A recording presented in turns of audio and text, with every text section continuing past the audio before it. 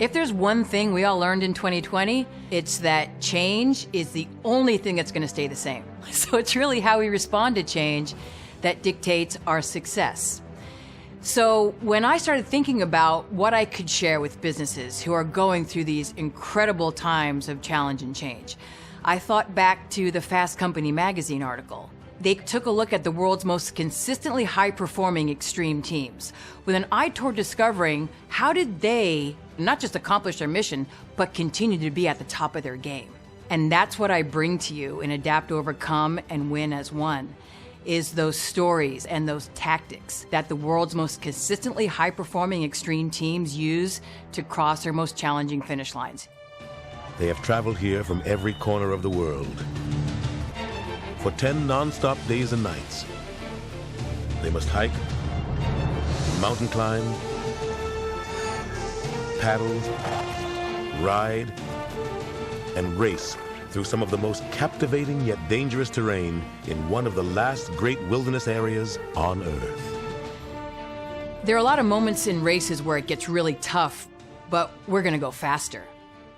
We're going to paddle harder because we know that's where the competition is going to slow down a little bit. You know, when they're really challenged, when they're really facing the unknown, that's when they're going to get slower. But for us, that's when we would make a conscious decision to speed up. When you're in the Class 5 whitewater, when you're mountain biking through really challenging terrain, you know where your stability comes from? Speed. It comes from going faster. So when you're facing those crazy, tough, challenging times, go fast. One thing that I think all of us have learned in 2020, we're never going to be defined by the setbacks. We're always going to be defined by our comebacks. It's your moment to decide what is that comeback going to look like and get to work on creating that comeback right now. One of my favorite stories that I share is about a guy named Dawat Mutang who was pulled out of his hut in the middle of the Borneo rainforest to race with the best team in the world after they had a teammate break his ankle. This man had never ridden a bike, he'd never been in a boat, he'd never used a map or a compass. He'd literally never done any of these sports, but he had the courage to jump on their team.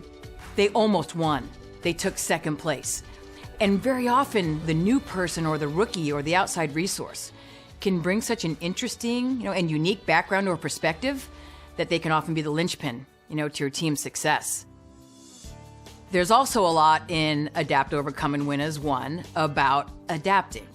So a lot of our success is about our creativity and our ability to innovate and our agility. And my favorite story, we were neck and neck with the best team in the world.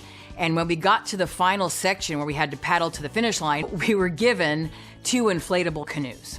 And so our competitors grabbed their canoe paddles, jumped in their canoes, and they were gone down the river. And my teammate, Steve Gurney, turned to all of us and he said, "Hey guys, I got an idea.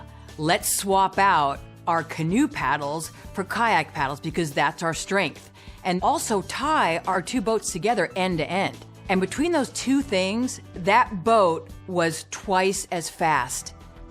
Solomon Presidio charges forward, determined to catch the leaders before the transition to the sea kayaks. We blew the doors off the best team in the world and won that race by 2 hours because of that white space thinking that our team was kind of famous for. So the big question is, how are you going to take your core strengths and talents and background and experience and your creativity and your agility and your amazing resources and your great teammates and say, you know what? I'm not just going to find a way to tilt the game board in my favor or my company's favor or my family's favor or my customer's favor. Maybe I'm going to find a way to completely change the game. So it's really important for me to deliver a truly professional product when we do virtual keynotes. So I decided I need to take it up a notch. I went and found an amazing professional studio. It's customized with your logos and your themes. I have an incredible producer, and it's just like we have a full professional setup like we'd have if we were on stage. Neither you nor I have to worry about the tech side. my team has your back so you can enjoy the show.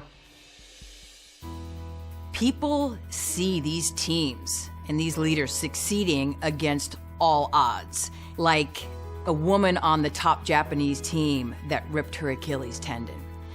And most teams would have quit. Their team decided to see a challenge instead of a roadblock, and they carried her up and over the tallest mountain in Queensland, Australia. Hi, you aren't going to believe this. Team Eastwind taking turns carrying their female teammate up Bartle Frere. No lie, over.